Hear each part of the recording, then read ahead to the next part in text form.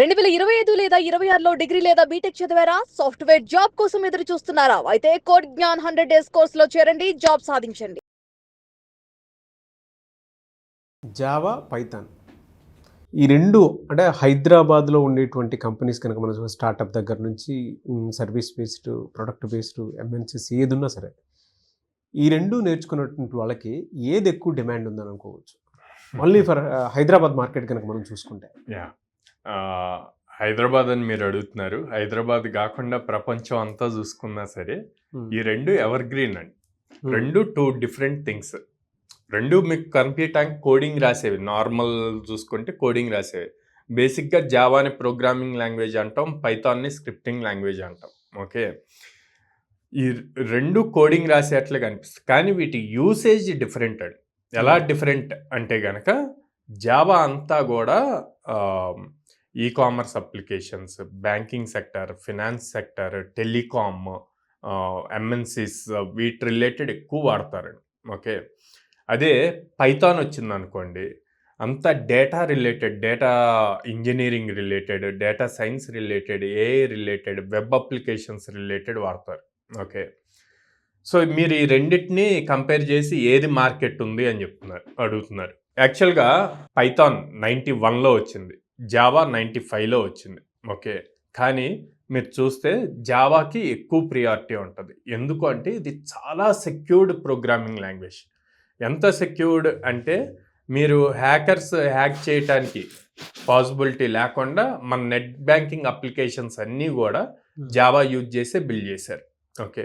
అదే పైథాన్ వచ్చింది అనుకోండి, మీ దగ్గర హ్యూజ్ డేటా ఉంది, మిలియన్స్ ఆఫ్ యూజర్స్ వాళ్ళ యాక్టివిటీస్ చేసే డేటా ఉంది.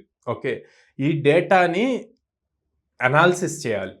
ఫర్ సపోజ్ ఈ వీడియో ఉందండి, ఈ వీడియో 1 మిలియన్ వెళ్ళింది. 1 మిలియన్ వెళ్తే మనకి స్టాట్స్ వస్తాయి. మెన్ ఎంతమంది చూశారు, ఉమెన్ ఎంతమంది చూశారు అన్నది డాష్బోర్డ్లో అది వస్తుంది. దాన్ని ఇంకా ఇన్డెప్త్ వెళ్తే ఏ ఏరియా నుంచి చూశారు అన్నవి కూడా వస్తాయి.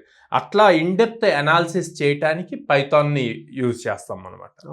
లేదా ఏఐ బాట్స్ బిల్డ్ చేయడానికి ఇప్పుడు మనం యూజ్ చేసే జెమినీ, క్లాడ్ ఇవన్నీ కూడా more than 50% of background code పైథాన్లో బిల్డ్ చేసి ఉంటాయి. సరే, ఏఐ గురించి మాట్లాడుతున్నాం. ఏఐ కాకుండా చూసుకుంటే జావాకు వచ్చేసి మనం మొబైల్లో గూగుల్ పే, ఫోన్పే, పేటిఎం ఇవన్నీ వాడుతున్నాం. ఎంత సెక్యూర్డ్? ఇప్పుడు మనము నెంబర్ టైప్ చేస్తే ఫోన్పేలో కానీ గూగుల్ పేలో కానీ నెంబర్ టైప్ చేయగానే ఆ నెంబర్ ఏ అకౌంట్కి కనెక్ట్ అయ్యి ఉంది అన్నది చూపిస్తుందా? చూపించి అప్పుడు మనం కన్ఫర్మేషన్ ఇస్తే మనం ఎంత అమౌంట్ ట్రాన్స్ఫర్ చేయాలనుకుంటే అంత అమౌంట్ టైప్ చేశాక కూడా మళ్ళీ మనం పాస్వర్డ్ ఇవ్వాలి.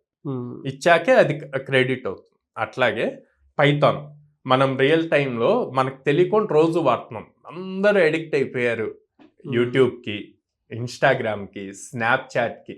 ఈ ఏజ్ వాళ్ళు లేదుగా, యూట్యూబ్ అందరూ చూస్తున్నారు. అవును. సో యూత్ అంతా ఇన్స్టాగ్రామ్, స్నాప్చాట్ వాడుతున్నారు. సో ఇట్లాంటి applications millions of users everyday, every minute use చేసే, యాక్సెస్ చేసే అప్లికేషన్స్ ఈ 2 టెక్నాలజీస్ మీద ఒక్కొక్కటి ఒక్కొక్క పర్పస్కి యూజ్ చేశారనమాట. సో ఇక్కడ మీరు హైదరాబాద్ మార్కెట్ అన్నప్పుడు టెక్నాలజీ అన్నది చూసుకోకుండా డొమైన్ ఎక్స్పర్టైజ్ నేర్చుకోవాలి.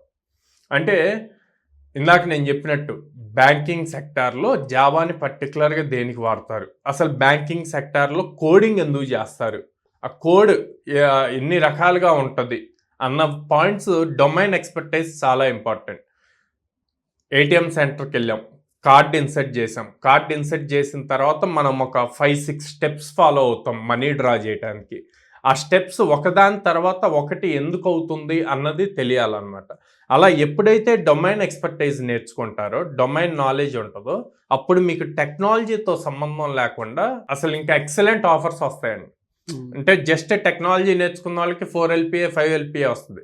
కానీ డొమైన్ నాలెడ్జ్ ఉన్న వాళ్ళకి ఎప్పుడూ కూడా అబౌట్ 10 LPA ప్యాకేజెస్ వస్తాయి అన్నమాట. సో ఓవరాల్గా మనం చెప్పాల్సింది ఏంటి అంటే, లాంగ్వేజ్ ఏది నేర్చుకుంటున్నాము అన్న దానికన్నా కూడా మనం డొమైన్ ఎక్స్పర్టైజ్ ఎంత నేర్చుకుంటున్నాం. ఏదో ఒక డొమైన్ చూజ్ చేసుకోండి, చాలా డొమైన్స్ ఉన్నాయి. ఉన్న డొమైన్స్లో ఒకటి చూజ్ చేసుకొని దాంట్లో ఇన్డెప్త్ నాలెడ్జ్ నేర్చుకోవాలి. ఎందుకు అంటారా, ఫ్రెషర్స్కి ఇంటర్వ్యూ అప్పుడు మీరు దేంట్లో పర్ఫెక్ట్గా ఉన్నారు అన్నది మీరు రెజ్యూమ్లో మెన్షన్ చేస్తారో దాని మీదే క్వశ్చన్స్ అడుగుతారు. వన్స్ ఇంటర్వ్యూలో క్వాలిఫై అయ్యి లోపలికి వెళ్ళాక అక్కడ వాళ్ళ client A type of project ఇస్తే ఆ ప్రాజెక్ట్ మీద మాత్రమే వర్క్ చేయాలి వీళ్ళు. లేదు, నేను జావా నేర్చుకొని వచ్చాను, నేను పైథాన్ నేర్చుకొని వచ్చాను, నేను వీటి మీదే వర్క్ చేస్తాను అంటే కుదరదు. సో ఇంటర్వ్యూ అయిపోయి లోపలికి వెళ్ళాక కంపెనీకి ఏ టైప్ ఆఫ్ ప్రాజెక్ట్ వస్తే ఆ ప్రాజెక్ట్ మీద మళ్ళీ ట్రైన్ చేస్తారు, దాని మీద వర్క్ చేయడానికి రెడీగా ఉండాలి. సో ఇక్కడ ఏం చూస్తారు, టెక్నాలజీ కన్నా మీరు లెర్నింగ్కి రెడీగా ఉన్నారా, ఎంత ఇన్నోవేటివ్గా థింక్ చేస్తున్నారు, లాజిక్స్ బాగా రాయగలుగుతున్నారా, ఇవి మేజర్గా చెక్ చేస్తారనమాట. సో హైదరాబాద్లో రెండింటికి డిమాండ్ ఎప్పుడు ఉంటూనే ఉంటుంది. మరి ఏఐ పరిస్థితి ఏంటి సార్? సార్ ఏఐ అన్నదే దానికి బేస్ పైథాన్ అండి. పైథాన్, జావా స్క్రిప్ట్ అనమాట.